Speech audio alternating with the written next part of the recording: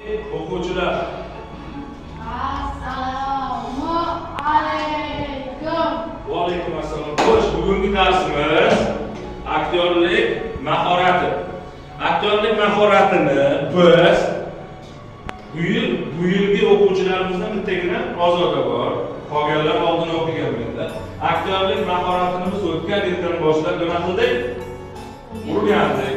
Va asosiysi o'rganish emas, nima? Asosiysi shuki, amaliyotda qo'llay olish.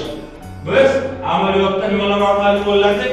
Spektakllar, sahna ko'rinishlar va hatto respublika tanlovlari, xalqaro tanlovlar orqali nima qilinmoqda? Asosiy sahna nutqi, badiiy so'zlashish, sahnada tuyg'ular bilan ijro qilish va ishlash. Asosiylaridan to'g'rimi? Aktyorlik mahoratini rivoji O'zbekistonda bo'lgan. To'g'rimi? Qachonlardir bo'lgan. Hozir talablarimiz Shumbola filmini kim ko'rgan? Sizlar ko'rmaysizlar. Qaysi obraz yoqdi? Bironta yoqtirgan shu pozitsiya holatidan gapirib berasan. Keyin gapirib Shumbola oldiga keladi. Salgina yolg'on gapira olaman dedi. Shu desang salgina yolg'on gapiradi. Undan keyinchi Sal yolg'on gapiraveradi ba'zida, lekin bu ketaveradi.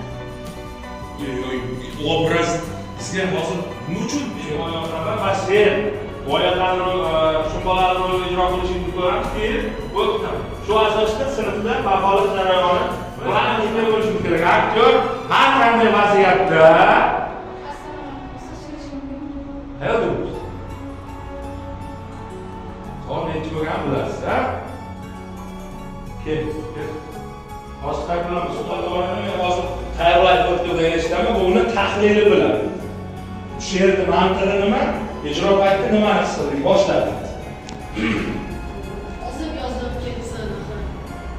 O'tir bolam, yo'limda pichir.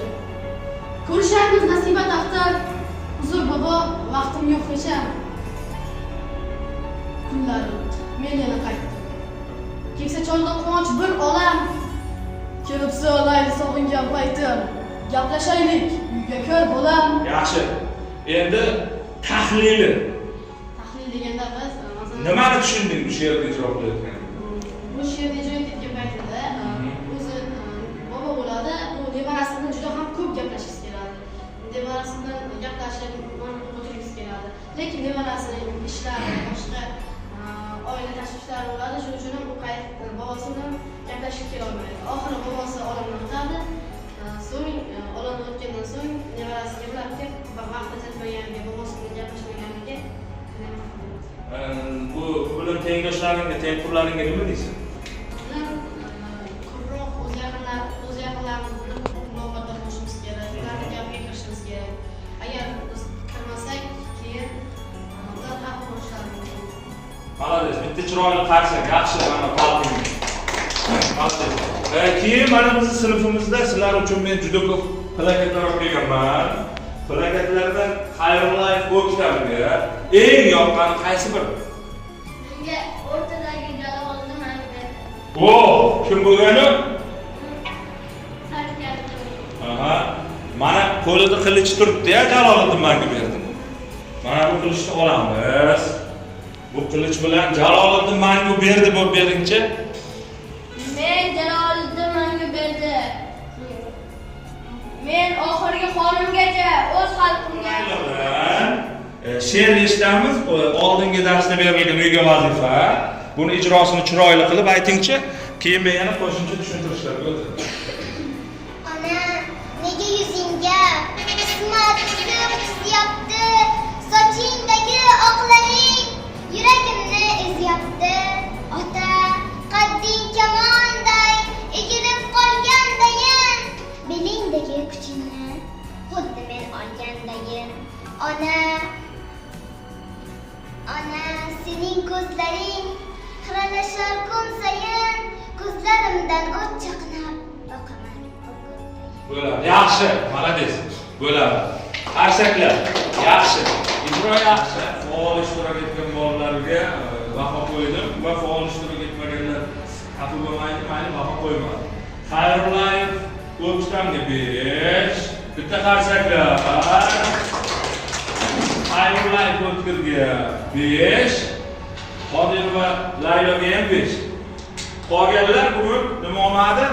Baho olmadi ikkita o'quvchimiz, lekin nasib qilsa, xudo xolasa yaxshi tayyorlanib kelsa, bu o'quvchilarimizdan yaxshi baholar oladi degan niyatdamiz. Chunki faol o'quvchilarimizdan biri bugun yangi mavzuni boshlaymiz.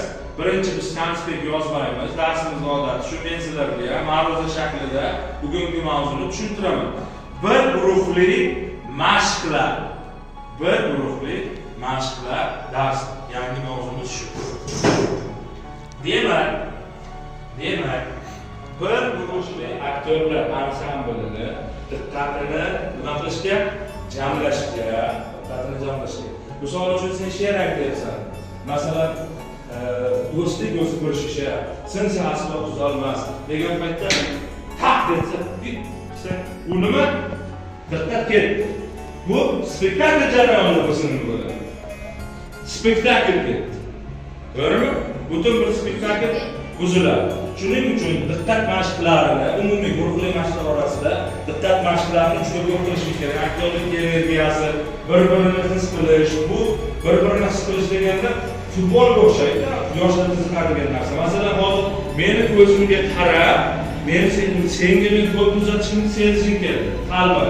Aktyorlikda hozir mana bu aktyor gapiradi degan fikr nima bo'lishi kerak? Senda paydo bo'lishi kerak. Qay bo'ladi? Bu mashqda qanday o'ynalishi mumkin? Biz doira shaklida nima qilamiz? Aylana hosil qilamiz. Aylana hosil qilamiz va bizda to'p yo'qligi uchun misol tariqasida hozir biz doira bo'lmaymiz. Masalan, men qo'limda mana bu gul bor. Buni sizlar uchun ustozlaring amaliy san'at o'qituvchisi to'qigan. Bu nima uchun? Doira shaklida bir-birimizni diqqatimizni jamlashimiz uchun.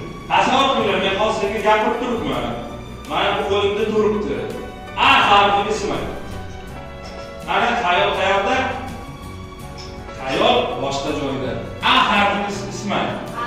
Aziz ot. Yaxshi. Ot. Ana endi menga qarab turganlardan mana bu o'quvchimizni xayoli boshqa joyda. Boya ham nima aha, ism.